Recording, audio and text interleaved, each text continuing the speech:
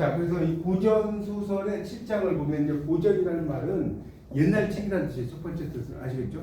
근데 이제 이게 그런 직접적인 뜻이고 첫 번째는 뭐다? 오래된 거. 두 번째는 그 가치를 인정받는 거. 여기서 이제 오래된 것보다는 가치를 인정받았다는 뜻이 맞겠죠. 오래된 책이 다 좋은 건 아니거든요. 그렇게 이해하시면 될 것 같습니다. 그래서 1910년대 신소설 출현 이전까지 한반도에서 산출된 소설을 통칭한 용어인데 1910년, 자 여기 보세요. 여러분 이제 현대 소설도 공부하시니까 1910년의 신소설, 최초의 신소설이 누구죠? 현인우, 이인직의 현인우. 그렇죠. 잘하시네. 문과 50, 이인직이 현인우죠, 현인우. 근데 그것까지 아시니까 하나 좀 더 깊이 들어갈게요. 왜 그러면 이인직이 자 피눈물하면 혈을 누라고 써야잖아요. 왜 혈애누라고 쓴 거예요? 혈누라고 쓰잖아요. 그것까지는 네, 그것까지는 모르고요. 그러니까 제가 여기까지 알려드릴게요. 자, 왜 썼냐면 일본어는 이 노라고 하는 것이요. 노가 뭐뭐은한 뜻이거든요. 뭐뭐은. 그래서 일본어가 재밌는 게 뭐냐면 일본어는 명사와 명사 사이에도 노가 없어요. 예를 들어서 당신의 학교의 일본어 선생님의 이름은 무엇입니까? 이거 일본어로 할 줄 아세요? 당신의 학교 일본어 선생님 아나타노 가코노 니온고노 센세노 오나마야 난데스 이러거든요. 그러니까 일본어 선생님, 우리 일본어 선생이잖아요. 맞죠? 한국에서 일본어 선생이잖아요. 근데 이 일본어는 일본어의 선생님. 일본어에 그러니까 명사 사이에도 노가 뭐라고요? 뭐뭐은. 그러니까 혈이누라는 것은 일본식 표현이에요. 혈이누라는. 그러니까 왜 그럼 이인직이 혈이누라고 썼냐? 자, 이인직은 친일파예요. 친일파. 맞죠. 철저히 친일파. 그러니까 이름부터가 이게 혈이누라. 재밌는 게 뭐냐? 그래서 국문학 공부하면 재밌다니까요. 자, 여러분 청일전쟁이 맞아요? 일청전쟁이 맞아요? 일본 입장에서 1층 아, 네. 우리 연고전 저도 고대에서 공부 좀 했지만 연고전 뭐 고대 입장에서 고연전 가자고 그러고 연대 입장 연고전 가자고 그러는데 그 일청 전쟁 소리에 시작했어요. 아, 제발 못 믿겠다. 찾아보세요. 일청 전쟁 소리에로 시작했어요. 이 사람 철저한 친일파 맞죠? 일본이 앞이었죠. 여러분이 그 국문학을 공부하면 기존에 몰랐던 걸 제가 이건 빙산의 일각도 안 돼 이런 이야기 그런 걸 알려드릴 거예요. 어쨌든 그래서 이 최초의 신소설 이인직의 혈이누라는 작품입니다. 지금 124쪽 보고 있어요. 그래서 이 고전 소설이라는 것은 10년대 신소설. 그러니까 우리가 고전 소설이 있고요. 이렇게 이해하시면 돼요. 고전 소설이 있고 그 다음에 현대 소설이 있겠죠. 예. 현대 소설이 있겠죠. 그 과도기, 그러니까 고전 소설과 현대 소설의 과도기 속에 뭐가 있냐? 교집합이 신소설이에요. 좀 이해가 쉽나요? A 집합과 B 집합의 교집합 수업 시간에 있잖아요. 그러니까 고전 소설이라는 집합과 현대 소설이라는 그 사이의 과도기가 뭐다? 신소설. 이해하시면 돼요. 그러니까 이게 보세요. 공부하려면 하나 가지고 1시간씩 해야 한다니까. 고전 소설만 갖고도 할 이야기가 끝이 없어요. 자, 그 다음에 나온 게 뭐죠? 읽어보세요. 전기 소설. 이것도 이야기할 게 너무 많은데 한국 소설의 발생을 논할 때 중심에 놓이는 건데요. 자, 여기 봐요. 기이하고 낭만적인 내용을 다루면서 오늘 하는 거 되게 재밌을 거예요. 고전이기 때문에 무엇보다. 자, 주인공의 고독감을 미적 특질로 하는 소설. 자, 대표적인 작품이 여러분 전기라고 하면 두 가지가 있는데 이순신 전기 들어봤어요? 네. 그 전기 한자 다릅니다. 전할 전자에 기록할 수 있지 않았어요? 이순신 전기. 여기서 전할 전자는 맞는데 기할 기자 썼죠. 기이한 걸 전한다는 뜻이에요. 대표적인 작품이 뭐냐? 대표적인 작품이 누굴까요? 김희실의 뭘까요? 금오신화. 금오신화. 우리나라 최초의 한문 소설. 그렇죠. 아, 이거 공부가 단신. 미리 마스터 다 하고 오셨네. 학교 다닐 때 이거 다 시험 문제 나오니까. 그러면 네. 저는 이게 아시면 모를 때까지 김시습의 시습은 뭐예요? 시습. 이게 논어에 나오는 말이에요. 자활 학위 시습지 불여결호가 들어봤어요? 몰라 안 들어봤어요? 네. 배우고 때때로 그것을 이 또한 즐겁지 아니한가. 이 논어에서 아버지가 얘를 태어났을 때 공부를 열심히 해라 이거예요. 근데 이것도 해석을 할 때 보세요. 공부를 안 하는 만큼 보이는 거예요. 이게 때때로 익힌다는 뜻일까요? 아닐까요? 배우고 때때로 큰일 나요. 여러분 오늘 배우고 일주일 있다가 다시 봐. 하나도 모르죠. 몰라요. 그때는 배워서 그때 익히니 또한 즐겁지 아니한 거. 그래서 우리가 모르는 잘못된 게 너무나 많다니까. 우리가 여러분들이 지금까지 국문과에서 이야기는 뭐냐? 당신들이 지금까지 공부한 건 다 잘못됐다. 그런 전제하에 시작돼요. 그런 걸 제가 열심히 가르쳐 드릴게요. 어쨌든 그 논에서 나오는데 금오신화. 그러면 금오산에서 쓴 신화잖아요. 그럼 이 신화는 뭘까요, 여러분? 신화? 귀신 신자를 같아요? 이럴 것 같아요? 좀 볼 때는 그렇게 보이는데 귀신 진짜로 사는 그러니까 천이 아닙니다. 새로운 신자. 여기서 새로운 신분. 금오산을 쓴 새로운 이야기. 그러니까 이 신화도 여러분 신화니까 뭐 무슨 말이겠죠? 그리스 로마 신화 이 신화 같잖아요. 그렇죠. 천이 아니라니까. 내 말 못 믿겠다. 찾아보세요. 새로운 이야기. 새로운 이야기. 금오산에 쓴 새로운 이야기. 거기에 나오는 게 이제 만복사 적고기, 치유부 벽정기, 이생 규장전, 용궁 구연조, 남해영 규술기. 이 5작품이 엄청 뭐 이제 작품 이거 외우는 방법 이거 예전에 그 한마음 축제 가니까 물어보더라고요. 그래서 만취 이용남이 술에 만취했다. 그래서 만복사에서 저포놀이를 하는 작품이 대표적인 거. 그러니까 제가 만복사 저포기 좀 이야기 안 들었나? 그 양생이라는 사람이 있었는데 그 잠깐 이야기해 드릴게요. 양생 되게 재밌어요. 양생이 있었는데 장가를 못 가는 거예요. 나이를 먹어도. 그래서 어떻게 되면 이 남원에 가면 만복사가 있어요. 근데 이건 재밌는 게 지금 만복사는 없어요. 만복사 지만 있습니다. 여기 남원에 가가지고 금오신화의 장소를 찾으려고 만복사 찾으면 엉뚱한 데로요. 만복사 지를 찾고 나중에 운전을 가보세요. 네, 그래서 국문학 공부하면 엄청난 갈 데가 많아요. 끝도 없어요. 근데 하여튼 만복사에 가서 이제 이 절을 하는데 여인을 좀 이제 점지해달라고 그래요. 그러니까 이 그 부처 상에서 한 남자가 나와요. 말도 안 되는 이야기죠. 그래갖고 그 양생한테 네가 나하고 저포놀이, 요즘 말 윷놀이거든요. 윷놀이에서 네가 이기면 네 소원 들어주겠다. 그럼 양생이 이길 것 같아요? 부처가 이길 것 같아요? 부처님이 이기면 좋을 것 같아. 아니 부처님 이기면 이야기가 진행이 안 되죠. 맞아. 양생이 이기지 않아요. 양생이 이기지. 양생이 세상이 이기니까 이기지. 부처가 네 소원을 들어줄게. 그러니까 여인 점지해달라고 그랬다고 했죠. 밖에 가봐라. 밖에 가니까 어떻게 했어요? 한 여인이 탑돌이 하고 있는 탑돌이. 요즘도 탑돌이 많이 하죠. 절에 가면. 첫눈에 반한 거예요. 첫눈에. 그 양생이. 그래서 두 사람이 막 죽고 못 살아. 3일 동안 막 열심히 쫓아다녀. 근데 나중에 그 여인의 집을 딱 가니까 어떻게 될까요? 그 여인이 뿅하고 사라져버렸어. 없어. 그래서 갔더니 그 여인의 가족, 부모님이 제사 지내고 있어요. 걔 죽은 여자였어요. 제사를 지내. 그래서 전쟁통에 죽어가지고 어디에 뼈가 붙였는지도 모르겠다. 그래서 양생이 나중에 그 여인의 뼈를 찾아서 묻었다가 초가삼간 찍고 살다가 죽었다. 뭐 그런 이야기예요. 내용 간단히 말하면. 근데 여러분 봐요. 그럼 귀신 이야기니까 전기가 맞잖아요. 그러면 양생, 이게 여기서 재밌어지는 거예요. 자, 여러분 양생하고 죽은 처녀가 있어요. 김수습이 단지 이승의 남자와 저승의 여자의 사랑을 이야기하려고 이걸 썼을까요? 천이 아니죠. 양생은 누구냐? 바로 사육신. 생육신이 아니라 생육신은 누구였죠? 김삼순. 김시수. 김시수 생육신이잖아. 죽은 처녀는 누구였을까요? 사육신이죠.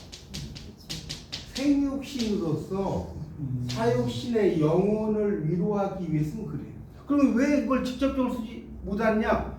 수양대군의 검열이 있었어요. 지금 뭐 왕과 산 남자가 엄청나게 뜨고 있는데 수양대군 알죠? 알죠. 그러니까 수양대군의 그런 검열이 있었을 거 아니에요. 그러니까 그걸 돌려서 쓴 거예요. 이 사람들이 만복사 저포기를 보면 요 정도까지밖에 모른다니까. 이 속을 몰라요. 자, 제가 하나 알려드린 거예요. 어쨌든 그래서 그 뭡니까? 전기 소설이 엄청 재밌습니다. 읽어보면. 자, 그 다음에 신성소설과 세속소설 두 개가 세트인데요. 자, 신성소설은 말 그대로 신성한 소설이겠죠. 세속소설은 인간 세상의 소설이에요. 그러니까 신성소설 하늘의 소설이라고 생각하시면 돼요. 헷갈리면. 그 세속소설은 인간의 소설이다. 그렇게 이해하시면 좀 더 쉬울 것 같은데, 천상의 섭리에 따르는 구조적인 원형성을 바탕으로 하되 그 위에 작가의 의도가 가미된 소설. 그러니까 이 신성소설이라고 하는 것은 하늘의 섭리, 그러니까 나중에 주인공이 죽으면 하늘로 올라간다. 뭐 이런 이야기가 많이 나와요. 그 다음에 세속 소설은 인간의 이야기라고 그랬죠. 그래서 여기 보면 신성 소설에 나타나는 구조적 원형을 파괴하면서 민중 사회의 뭡니까 생기와 개인의 고뇌를 다뤘어요. 자, 그러니까 뭐냐 영웅, 그러니까 이 세속 소설의 대표적인 게 뭔지 아세요? 세속 소설의 대표적인 작품 뭐냐? 영웅 군담 소설. 여기 써보세요. 영웅 군담 소설이 대표적인 세속 소설이다. 그러니까 우리나라 작품 중에 뭐가 있냐? 윤달전. 온달도 있는데 그거는 영웅 군담 소설로 들어가지 않고 하여튼 이거 유충렬전, 충렬. 이것도 재밌죠? 유충렬이라는 사람이 실제로 존재하는 인물이 아니에요. 존재하지 않습니다. 충과 열을 지닌 존재거든요. 충과 열을 지닌 존재. 충렬이라는. 그러니까 이게 우리나라 작품 중에 뭐가 있냐면 소대성전, 소대성전. 여러분 재수할 때 무슨 학원가요? 공유학원 가요. 대성학원 옛날에 가지 않았어요? 대성. 그러니까 크게 성공한다는 뜻이거든요. 실제로 대성이 없어요. 이게 소대성이나 만든 걸 작가가. 대성이라는 거, 유충열전 이런 게 창작의 군담 소설인데 그런 군담 소설의 종류에 들어가는 게 뭐다? 세속 소설. 자, 그럼 좀 이해가 쉬워요? 그러니까 신성 소설은 신의 이야기 그렇게 이해하면 되고, 자 세속 소설은 누구의 이야기? 인간의 이야기. 자, 그럼 넘어갈게요. 자, 124쪽 보고 있어요. 원형성. 여러 작품이 하나의 갈래로 분류될 때 그것이 생겨난 본바탕, 근원이 되는 성질, 원형. 그 여러 작품이 분류가 될 때 본바탕, 근원이 되는 특징, 원형. 그러니까 원형이 뭐냐? 이 작품의 원형이 뭐냐? 그러니까 이 작품이 어떤 특징을 가지고 있느냐는 거예요. 그래서 신화적인 원형을 가지고 있는지. 무슨 말인지 아시겠어요? 그러니까 그런 걸 이제 원형이라고 합니다.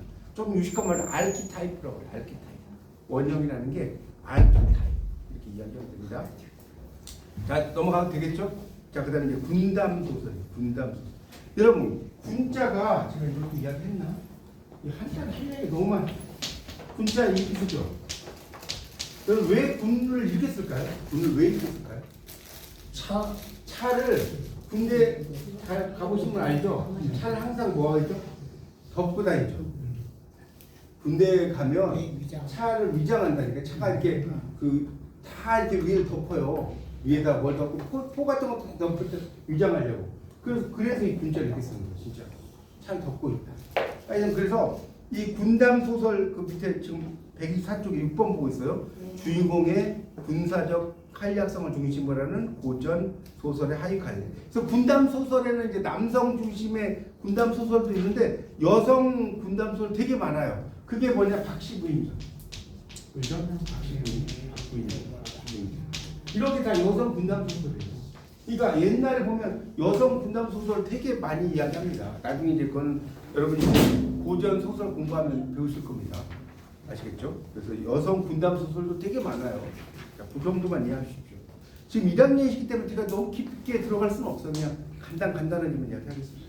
자, 그 다음에 주인공, 그죠? 이게 뭐냐? 다른 등장인물 자신 처한 환경과 상호작용하는 가운데 여기다 붙여주세요.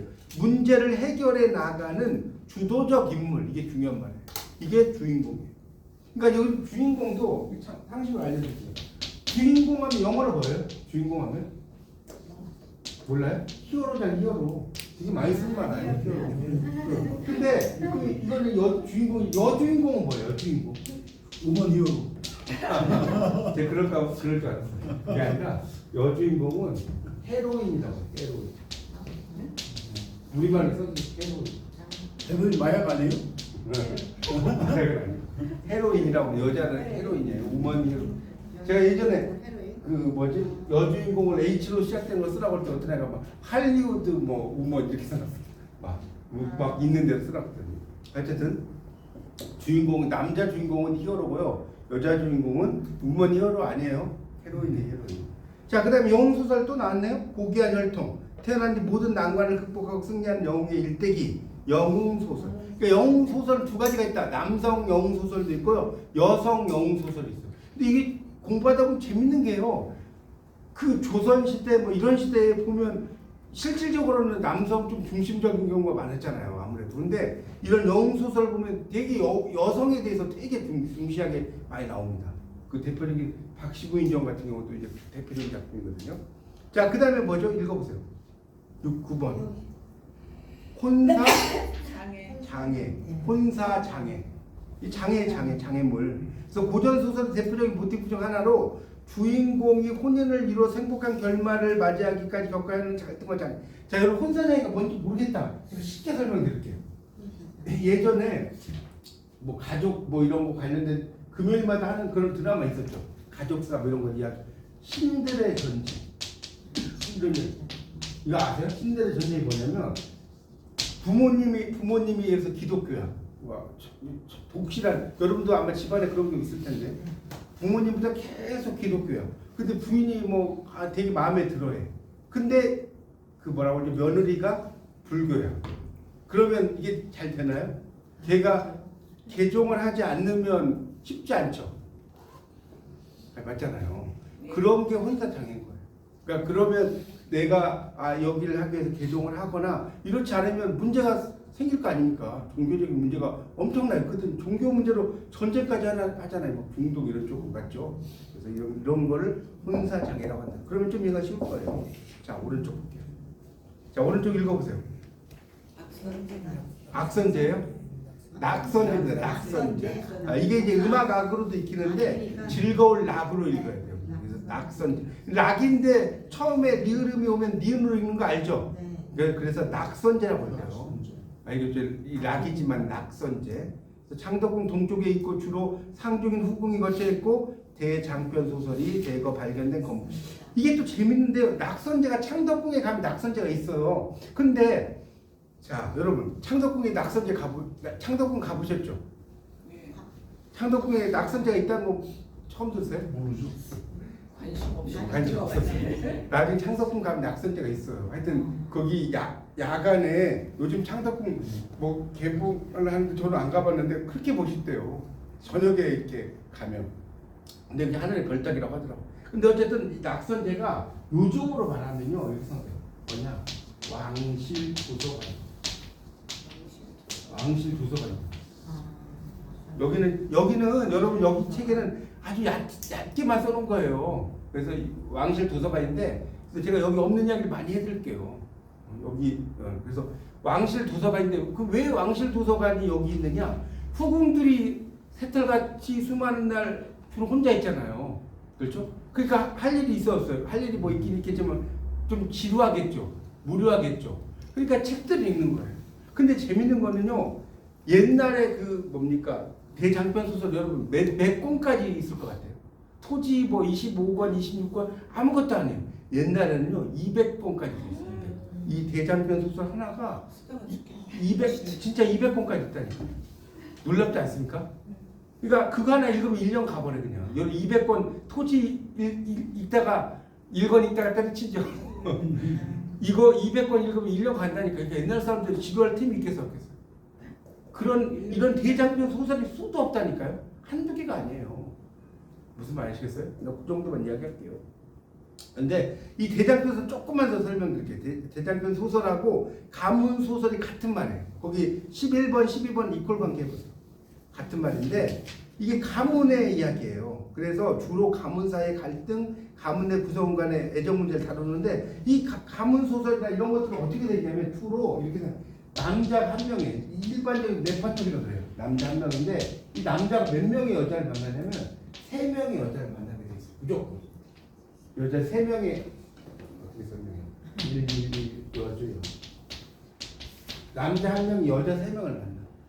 무슨 말이겠어요? 근데 이제 한 명은 뭐 좀 착한 사람, 한 명은 중간인 사람, 한 명은 조금 악한 사람 이런 식으로 그 3명의 여자를 만나면서 일어나는 과정으로 돼 있어요.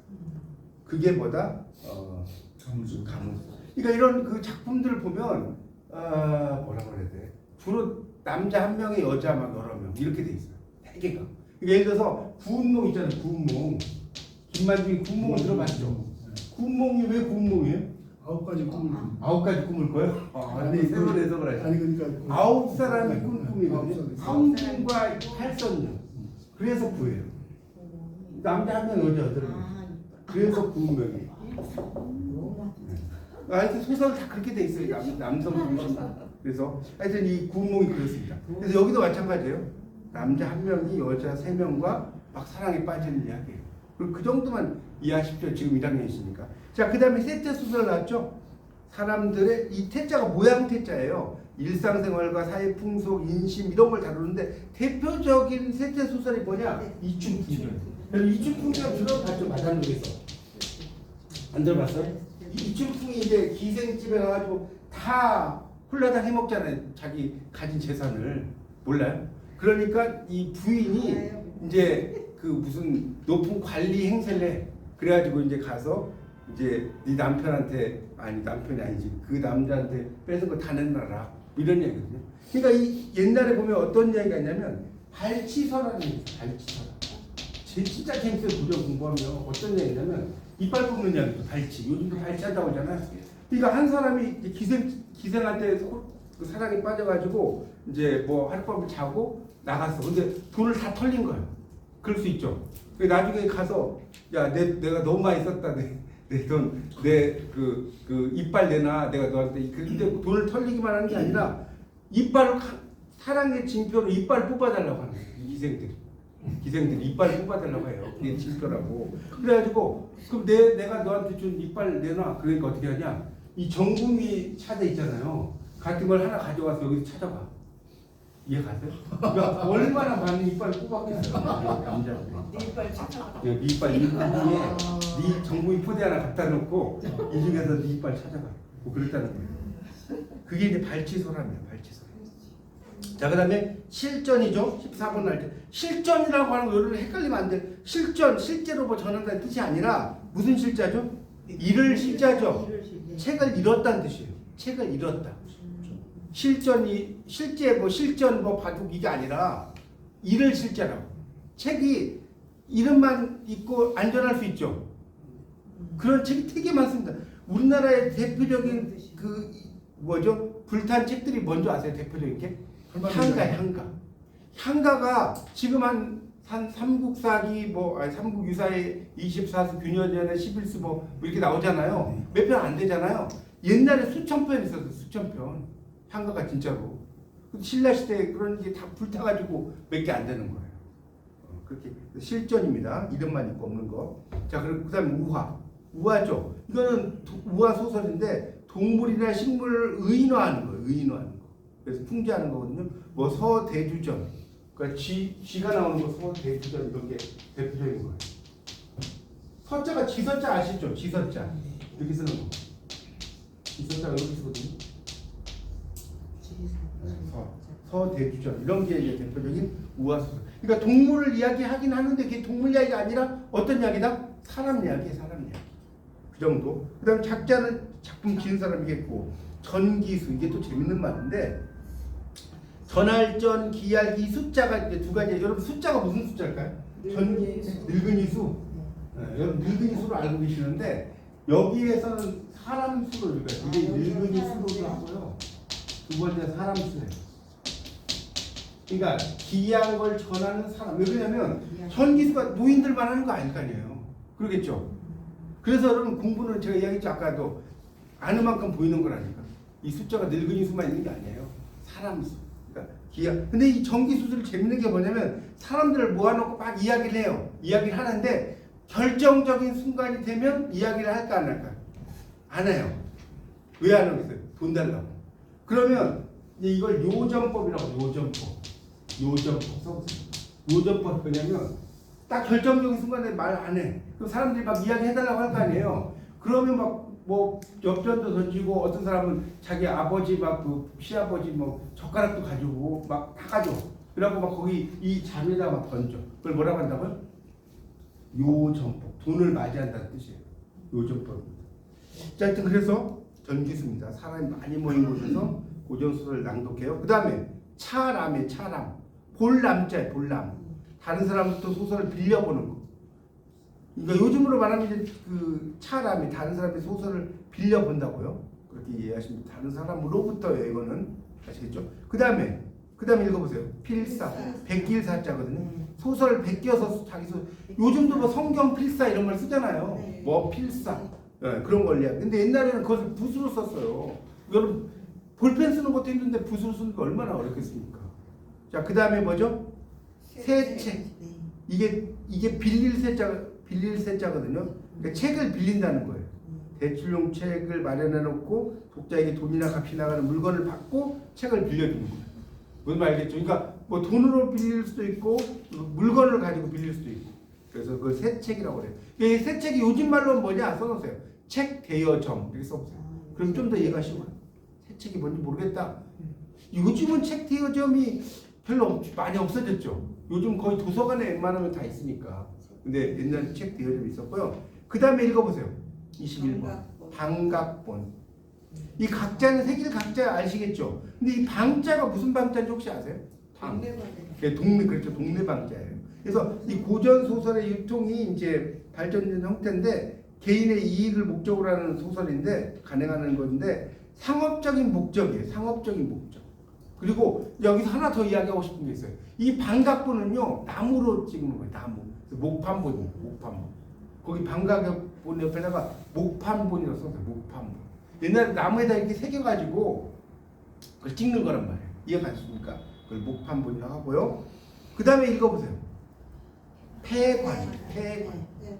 민간의 소문과 이야기를 수집하는 관을 뜻하는 말로 소설을 대단치 않은 이야기 정도로 자 뭐죠? 낮잡아보는 시각을 반영한다. 자 여기서 이제 하나 또 이야기하고 싶은 게 있어요. 폐관, 여러분 폐관의 폐자가 무슨 폐자일까요? 피폐자. 이거 무슨 말이냐면 여기 농사 좀 지어보신 분 아시는지 모르겠는데 벼하고 피하고 비스무리하게 생겼죠. 네. 어떻게 달라요? 정확히 벼는 익으면 노스름하고 네. 피는 그 시커멓게 그런가요? 물그스름하고. 네, 그래서 그러니까 그런 걸 뽑아주잖아요, 피를. 그러니까 그걸 뽑아내는 것처럼 폐관은 뭐냐면 피를 뽑는 것처럼 민간의 이야기들을 다 수집하는 관리. 그런 사람 뭐라고 그래요? 폐관이라고 해요. 그렇게 이해하시면 됩니다. 그러니까 관원들이 민간에 막 여러 가지가 이야기가 있어. 그런 거. 그리고 제가 소설은 이야기했죠. 소설이 만약에 이게 유명하면 대설이라고 써야 돼, 소설이라고 써야 돼. 대설이라고 써야 되죠. 맞잖아요. 큰 대자를 안 쓰고 작은 소자를 썼다는 거냐? 하찮은 이야기라는 뜻이 실제로. 뭐라고요? 하찮은 이야기. 그래서 여러분 아까 제가 만복사 젖보기를 좀 이야기했는데 김시슬의 만복사 젖보기에 나오는 그 이야기는 메인 이야기는 시에 있을까요? 소설에 있을까요? 시에 있어요. 김시슬은 시가 더 중요하다고 생각하세요. 그러니까 소설은 왜 썼냐? 시를 쓰기 위한 과정에 불과한 거. 대단하지 않습니까? 근데 김시슬의 그 뭡니까 만복사 젖보기 이거 무진장 어려워요. 막 한시까지 들어가면. 하여튼 그래서 시를 더 중시했다. 넘기세요. 자, 그 다음에 소설 배경론, 소설 효용론. 자, 23번하고 24번 세트로 묶어주세요. 여기 묶어놓으세요. 뭔 말인지 알겠죠? 자, 그럼 소설 배경론은 소설을 배격해야 되는데, 배격이란 말 들어봤죠? 효용론은 소설 효과가 있다. 이런 말이에요. 그러니까, 자, 소설 배경론은 뭐냐? 소설은 아까 하찮은 이야기라고 그랬죠? 그러니까 이게 영양가가 없다. 세상을 어지럽힌다. 이런 이야기. 이해가죠? 효용론은 소설이 독자에게 교훈했던 거라고 교훈을 인정하면서 소설의 효용을 긍정하는 입장. 소설이라는 것이 독자에게 교훈을 줄 수 있다. 석포 김만중 있죠. 김만중. 여러분과 아까 구문이 하겠죠. 김만중이 대표적인 소설 효용론이에요. 소설이라는 건 아주 민간 사람에게 효용을 준다. 이런 뜻이고요. 자, 그 다음에 읽어보세요. 허구. 빌허자에 얼글구. 엉는다는 뜻이 들어갔죠. 얼글. 그래서 엉는다고 하잖아요. 실제로 있을 수 있는 일처럼 꾸며낸 이야기. 자, 이걸 뭐라고 하죠? 픽션이라고 하는 거예요. 픽션. FICTION. 근데 사실에 더 가까운 허구는 뭐라고 할까요? 그러면? 이거는 그냥 허구잖아요. 지금 뭡니까? 왕과 산 남자. 사실에 기초하죠? 그걸 픽션이라고 합니다. 픽션은 있을 법한 이야기인데 좀 허구적인 이야기가 많아. 근데 픽션은 뭐냐? 역사적인 사실에 기초한 꾸며낸 이야기. 정말 아니겠죠? 거기 왕과 산 남자 다 영화 보셨죠? 막 호랑인가요? 그 와가지고 막 화살로 쏘고 그런 이야기가 실제로 있었어요, 없었어요? 별로 거의 없었단 말이에요. 근데 그냥 집어 넣은 거지. 맞나요? 그게 재미를 위해서. 예, 그러니까 그런 걸 픽션이라고 하는 거죠. 그러니까 역사의 사실에 기초하는데 꾸며내는 게 뭔 말인지 아시겠어요? 그걸 픽션이라고 하는 거예요. 픽션이라고 안 하고. 자, 그 다음에 뭐죠? 제도지기. 제자는 실을 제자. 그다음에 지자는 뭐뭐 하는이라고 써요. 뭐뭐 하는. 기는 그릇. 도를 실어 나르는 그릇. 이런 뜻입니다. 지가 뭐라고요? 뭐뭐 하는. 이 제자는 무슨 제자라고요? 실을 제자. 여러분 보세요. 이 한자가 참 재밌는 게 이 제자를 한자를 보면 어떻게 써있어요? 이렇게 써있죠. 술에 찬자가 있죠. 술에다가 실해야죠. 실을 제. 그러면 여러분 한번 이거 맞춰보세요. 여기 책에는 안 나와. 이건 무슨 제자 같아 이거? 나무냐 나무. 나무는 뭐 해야 돼? 심어야지. 심을 제자. 나무. 자, 하나 더 해볼게요. 자, 오제자가 있어. 오제. 이건 뭘 것 같아요? 제자는 제자. 옷을 뭐 한다고 그러죠? 네, 제자나 제자. 자, 한 번에 세 개 1타 3P죠? 맞아요. 다 제자 돌림이잖아요. 네. 실을 차에다 실어야 돼. 나무는 심어야 돼. 옷은 재단해야 돼. 이렇게 공부하는 거예요. 재밌죠? 그래서 한자를 이렇게 공부하는 겁니다. 그러니까 한자를 여러분 막 어렵다 생각하지 마시고 막 이렇게 공부하다 보면 녹아나는 거예요. 제가 여러 번 이야기했죠. 미술관님 동물원에 사랑이라는 게 처음부터 풍덩 빠진 줄만 알았지 서서히 물들어가는 건지 몰랐어. 한문도 그래요. 서서히 물들어가는 거예요. 자, 그래서 이 제도지기까지 했고요. 그 다음 27번이 뭐죠? 권선징악이죠. 선을 권장하고 악을 징벌한다. 뭐 권선징악은 너무 잘하는 이야기잖아요. 그죠? 고대 소설의 두 가지 특징이 뭐예요? 권선징악과 해피엔딩 맞나요? 권선징악과 해피엔딩. 그 다음에 상어. 상어가 뭐예요? 상어? 일상어. 상어가 일상어예요. 당대 일상적 언어를 또 여러분 상어를 대표적으로 하는 사람이 누구냐? 여기 허균 동그라미 쳐. 허균하면 뭐 나오죠? 홍길동전. 허균하면 홍길동전이죠. 그래서 이 허균이 그 일상어 최초의 한글 소설이란 맞죠? 예. 홍길동전. 그래서 일상어를 되게 이야기를 했는데 이제 허균에 대해서도 이야기할 게 되게 많습니다. 근데 실질적으로 그러면 허균이 홍길동전을 뭐 아버지라고 못하고 막 해서 나중에 할빈당을 만들고 막 나오잖아요. 그런데 중요한 거는 허균이 이제 홍길동 테마파크가 여러분 우리나라 어디 있는지 아세요? 홍길동 테마파크가 있는 곳이 있어요. 강진? 장성에 있어요. 장성. 전라남도죠. 장성에 가시면 여러분 나중에 이제 휴가에 장성에 간다면 홍길동 테마파크를 가보세요. 그거 정말 좋아요. 저는 몇 번 갔다 왔는데 엄청나게 잘 만들었어요. 거기 하여튼 장성인데 그래서 그 홍길동의 그걸 만든 그러니까 홍길동전이 막 끝까지 나오잖아요. 그건 다 허균이 쓴 게 아니에요. 여러분 그 허균 처음부터 끝까지 다 썼다고 생각하죠. 홍길동전을. 그게 아니라고. 그러니까 나중에 이 허균이 이제 재상을 되려고 했는데 이 사람이 너무 높은 걸 원하다 보니까 죽잖아요. 그렇죠? 죽게 되는데 허균이 뭐 그런 그 뭡니까 그 홍길동전을 보면 막 양반들도 잡아가고 막 죽이고 막 이러잖아요. 그런 거는 다 후세 사람들이 거기다 덧붙이는 이야기라고. 허균이 지은 게 아니라. 자, 그 정도만 이야기할게요. 자, 그 다음에 감동인가요? 감동? 마음을 움직인다. 문학은 감동을 일으켜요. 김만중의 문학이 감동이에요. 그럼 김만중은요, 어머니가 유복자였어요. 유복자. 뱃속에 아이가 있는데 아버지가 돌아가셨어. 그래서 한 손에는 매를 들고요, 한 손에 죽을 주면서 애를 키웠대요. 엄마를 엄청 생각하고 김만중 유배를 가서 58세 노도에서 죽는데 재밌는 게 하나만 이야기하면 할 얘기 너무 많아요. 김만중이 구운몽을요 하룻밤 만에 지었대요. 믿어집니까? 근데 재밌는 거는 구운몽이 여러분 우리말 본만 있다고 생각하죠? 정말 이 구운몽이 한문본도 있어요. 이 우리말 본만 있는 게 아니라니까.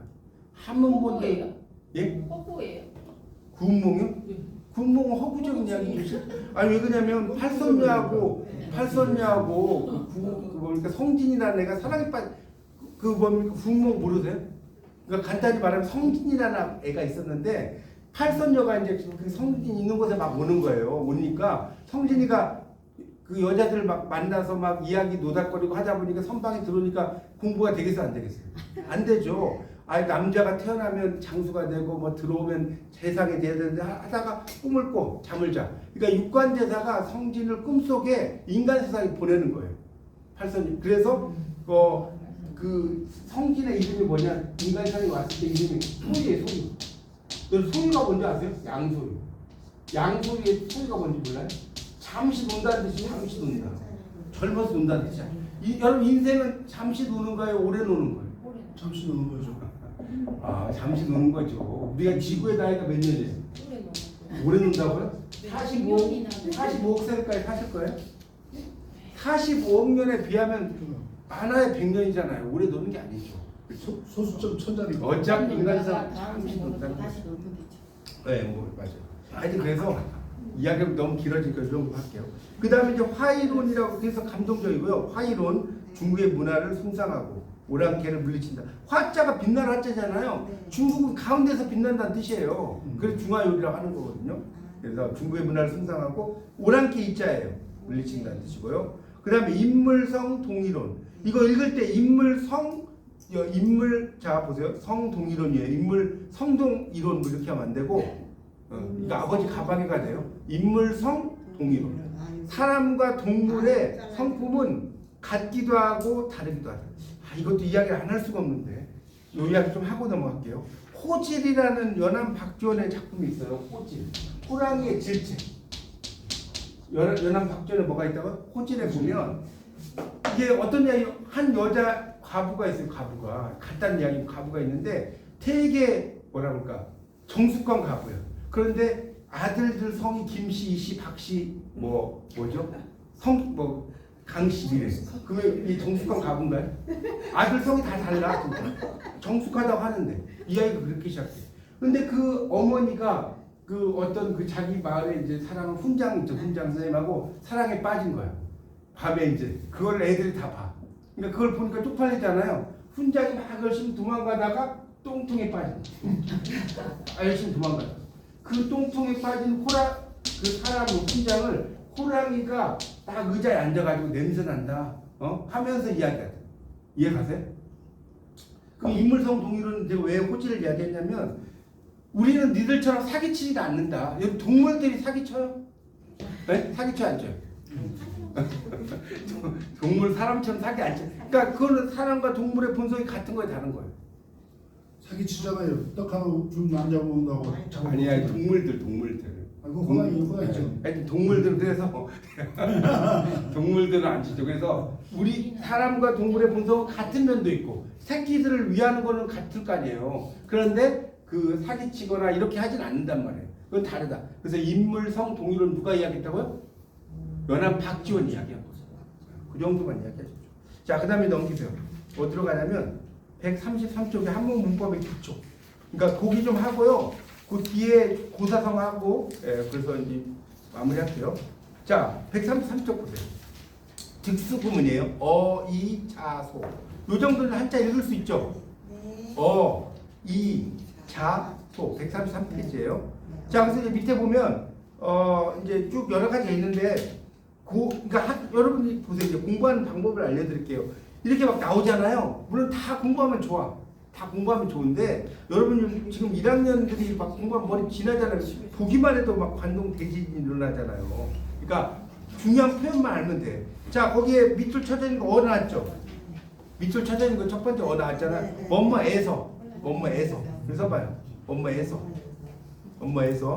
그 다음에 두 번째 거는 심어방천이라고 나왔죠? 그 나왔죠? 그러니까 깊다는 거예요. 깊다. 그렇죠? 여기서 이제 어가 뭐뭐 보다라고 썼어요. 뭐뭐 보다. 방자는 막을 방자고요. 천은 신의 천자죠. 시내를 막는 것보다 어렵다. 백성의 입을 막는 것은 방민지구. 해석해요? 막을 방자라고 했잖아요. 백성. 그다음 지가 뭐뭐 의잖아요. 백성의 입을 막는 것은 뭐보다 어려워요?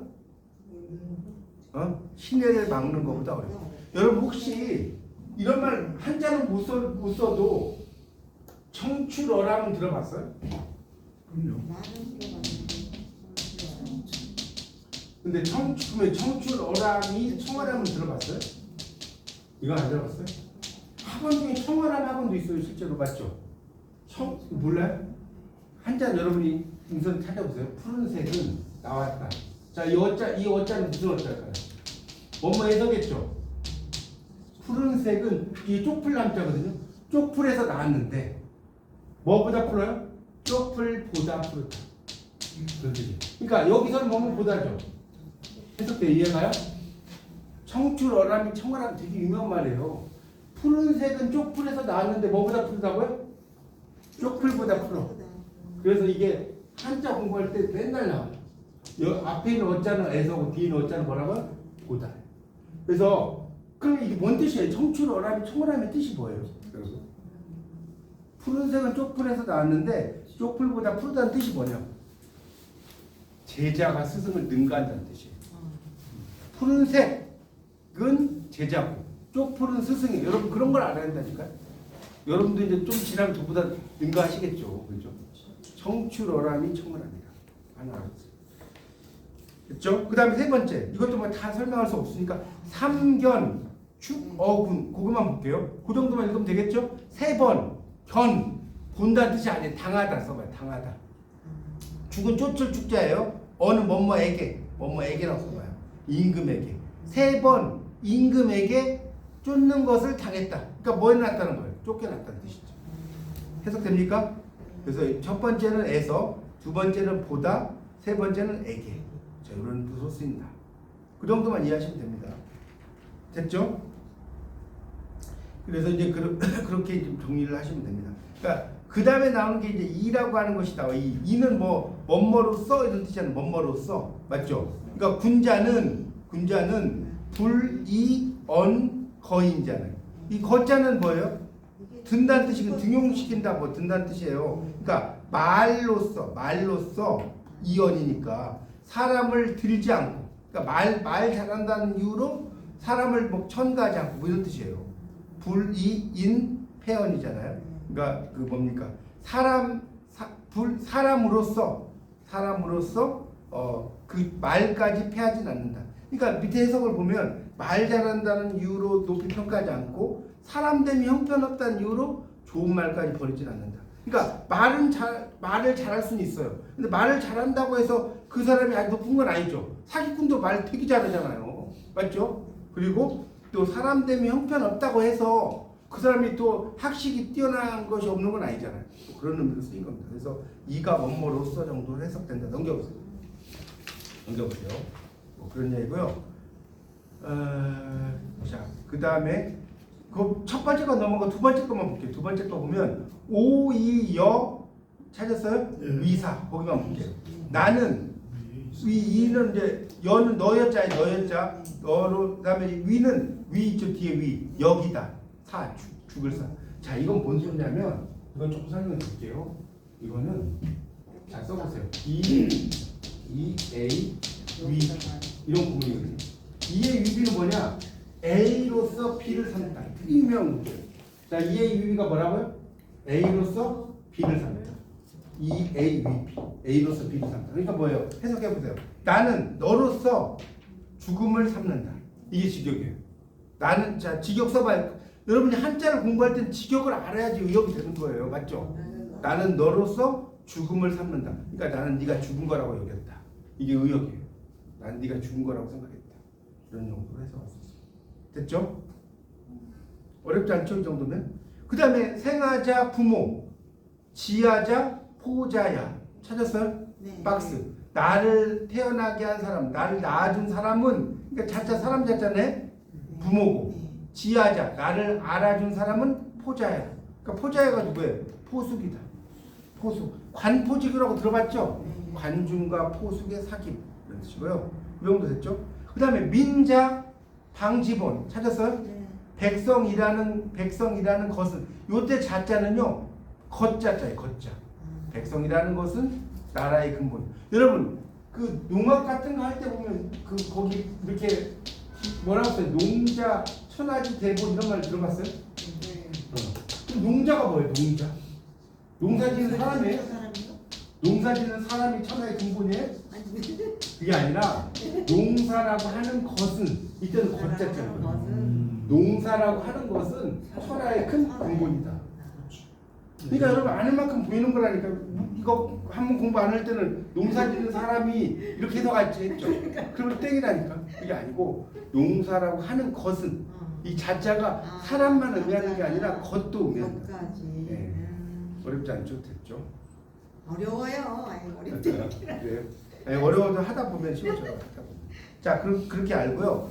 그 다음에 이제 소자 나죠. 밑에 박스에 소자. 네. 소경 네. 제차라고 나왔는데 이거 뭐예요? 공경하는 바, 이 바소자거든요. 공경하는 바가 여기에 있다. 해석돼요? 바, 뭐하는 바 우리말 쓰잖아요. 공경하는 바가 여기 있다. 그 다음에 소장 제피 이거 뭐일까요? 이 장자는 길장자잖아요. 높이는 바가 제피 저기에 있다. 이 피자가 저쪽 피자거든요. 여러분 그 우리가 불교에서 보면 피안의 세계 이런 말 들어봤어요 혹시? 안 들어봤어요? 피안이란 말 되게 많이 쓰는 말인데. 저 언덕. 나중에 한자 찾아보세요. 저 언덕은 저승을 가리키는 저승. 저승을 피안이라고 하는 거예요. 피안의 세계로 한다. 그래서 하여튼 자 공경하는 바는 어디에 있고 여기에 있고 그다음에 높이는 바는 어디 있다? 저기에 있다. 뭐 이렇게 해서 그 뒤에 막 나오는 거는 그냥 건너뛰겠습니다. 그냥 시험 나오면 그냥 일진에 맡기세요 그냥. 그 다음에 나오는 것도 건너뛸게요. 여기 필요 없고 여기서 이제 하나 좀 여러분이 좀 고쳐야 될 게 137쪽을 보세요. 137쪽에 보면 여기 나오죠. 여기 뭐라고 나와요? 이 두보 이렇게 나왔죠. 제일 밑에 그냥 두보에 두보 이자 빼서 오해한 이자 빼라고. 두보에 중, 팔, 선가잖아요. 이 선자는 신선선자입니다. 신선선자. 신선선자로 쓰세요. 신선선자. 중, 팔, 선가. 요 이야기만 하고 좀 요 이야기만 되셨나요? 중, 팔, 술 마시면서 8명의 신선을 이야기한다고. 이게 잘못 나서 오자예요, 오자. 여기 그 위에 나오는 거 이거 네 글자를 있죠. 이거 정말 유명한 구절이거든요. 이거 네 문자 놓으세요. 201두 시백편 장안시상 주가면 천자홀의 뭐죠? 불상선 자칭 신시 주중선 다 쓸 수 있어요? 201편 요거만 하고 싶게요. 201편 1두 200에서 아니라 끊어서 200에서 끊고 1두에서 끊어 1두 그 다음에 10백편. 그러니까 뭔 소리냐면 200이라는 사람은 술 한 말에 시가 100편이 나오고 완전 뻥이죠. 술 한 말, 그러니까 요즘 말로 막걸리 몇 잔 마시면 시가 100편 나온다는 거예요. 이거 누가 이야기한 거예요? 두보가 이야기한 거예요. 두보하고 200은 서로 왕래한 사람이에요. 중국 당나라 시대 때. 다시 200은 뭐라고요? 술 한 말에 시가 몇 편 나와요? 100편. 우리는 술 100말 먹어도 시 한 편 안 나오잖아. 그죠? 근데 이 사람은 술 한 말만 먹으면 시가 100편이 나와. 근데 장안에서 끊어요. 장안. 장안의 시상은 뭐냐면 시장 안에서. 시장 시자의 윗상자잖아요. 시장 안에 주가면 주가가 뭐냐? 주막이 주막. 주막에서 잠들어 있어.